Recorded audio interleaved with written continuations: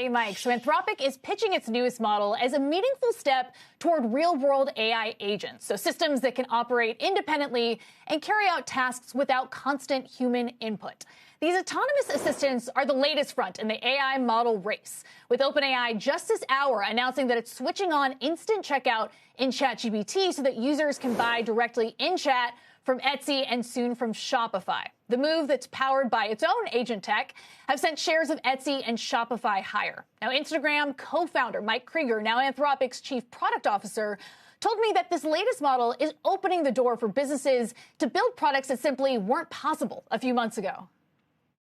We hear from companies all the time that their product or their idea was not possible 3 months ago, 6 months ago with the previous models, but then something happens where the model evolves to the point where all of a sudden it's now possible. The frontier is still moving and the gains are still significant.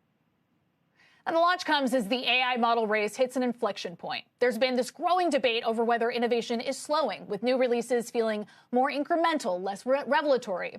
Krieger pushed back on that, saying that rumors of a slowdown are greatly exaggerated. He also said their models are getting cheaper.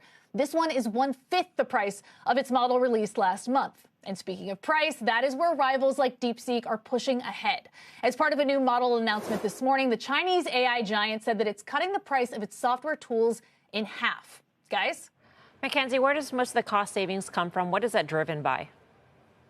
Well, when we think about cost saving with DeepSeek, that's in the context of these open source models. That's why R1, that first release in January, was so crucial to resetting expectations on the race across players here in the U.S. But with respect to the price that we're seeing come down with Anthropic's model, this 1/5 the price of the Opus released last month, it really has to do with certain internal efficiencies. And so this is better at coding and it's able to move faster. We also saw ChatGPT, the pricing in terms of enterprise, come significantly down as well when they had that release come out 2 months ago. They credited that with this routing system where they don't always have to go to the highest powered model, but they can downgrade to a lower model that doesn't cost as much to run with some of the easier queries. And that's how they were able to achieve price efficiency here. Mac, I know that there are these kind of third-party metrics where they try to evaluate each of these models and try to grade, their improvement and try to compare them.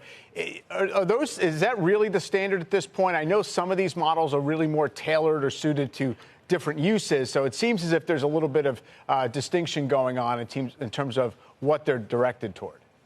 And it's an excellent point. So there's this SWE benchmark, and that's considered one of the industry standards here.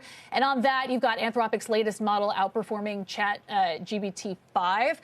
But what's so key is that, I've spoken to a lot of coders here, especially from the wrapper companies, so a Windsurf or a Cursor. And the thought process is it's possible to game these benchmarking tests. You know what they need in order to hit certain landmarks. And to your point, Mike, there are such customized use cases. So whereas Anthropic really resonates with an insurance company, for example, AIG or some of those other names, there are others like a Grok that's better with social media. So they are very highly customized use cases when you think about where these LLMs best perform. And then there's another piece of it, which I've just picked up from people talking about them, almost the personality, so to speak, of each one and how they interact with your queries. Maybe it's just taste, maybe it's just, kind of style points, but just this idea of just how cloying, or how confrontational the models might be. Well, that's been something that OpenAI has been confronting this summer in the face of ongoing litigation. And so what they've done just this morning, actually, is announced new age gating parameters. So basically introducing these parental controls where the experience for a user, if they are a minor, will be significantly different than a general user. But separate to that, any age group will notice that with ChatGPT 5, what's so different here is less sycophancy. So that's where you're really looking to make this they've consulted with dozens of psychologists around the world in order to better customize their answers to pander less to what users want to hear. And that's why some people, when they were talking about their reception to ChatGPT 5, being strained, it was the fact that they felt like they lost their friend because they were looking. That was a direct change in the coding. It's remarkable. Great stuff, Mac. Thanks very much.